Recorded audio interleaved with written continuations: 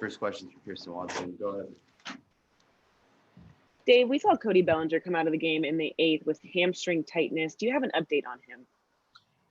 He's going to be down tomorrow. I'd like to think we got ahead of it. He felt it on his triple, same hamstring as before. So he'll be down tomorrow. Hopefully come Sunday, he'll be back in there. But right now, I guess he's day to day. And how pleased were you with David Price pitching into the 6th? David was fantastic. We got to his pitch count as far as kind of where he was at, up and down 6 times. Couldn't have pitched any better. And I think that there's a couple home run balls that he'd probably like to have back, but all in all, very well done. And looking forward to him making his next start and keep building up. But he did everything he needed to do to help us win a ball game. And then in the 9th, what was it that made Daniel Bard so effective with the bases loaded and no outs? I just think that we started to expand. You know, you could see he was stressed, pitch count up, went to the slider, and we just kind of expanded. And there were a couple sliders in the zone, and we couldn't move them forward, couldn't drive in that run.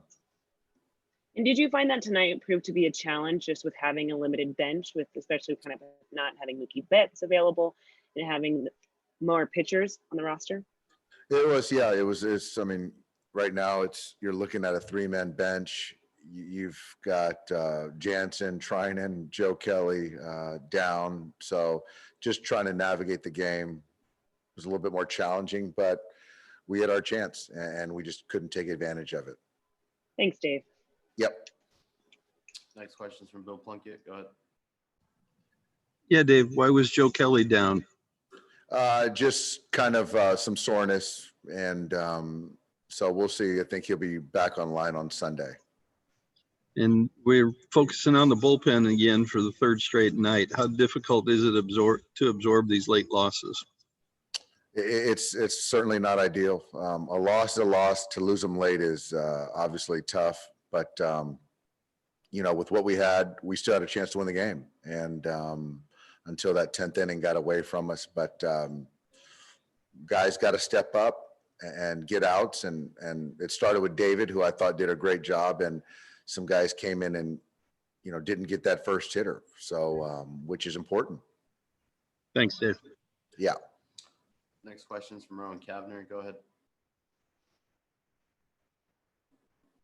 Hey, Dave, I know we've asked about this before, but, you know, 1 in 10 in extras, 58 and 30 in all other games. Is it hard to explain?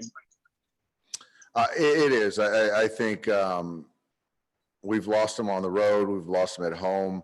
I really don't have an explanation. I really don't. I think that certain of those games offensively, we had a chance to win the game.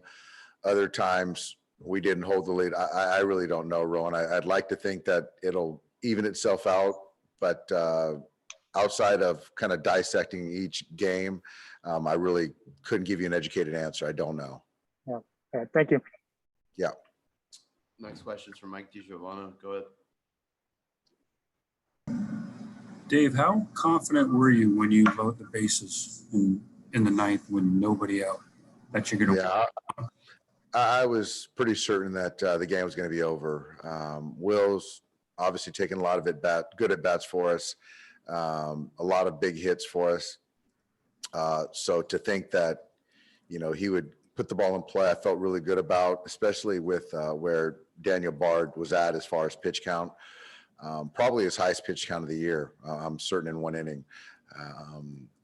And, you know, with Sheldon, there was a couple pitches I thought he could have ended the at bat and put it in play. We just couldn't do it. And then you're hoping for a 2-out hit from AJ, and he made some good pitches. And so it's baseball, but I just felt, you know, we did have our chance. Thanks. Last question is from Michael Duarte. Go ahead. Hey, Dave, I think I got my mic working now.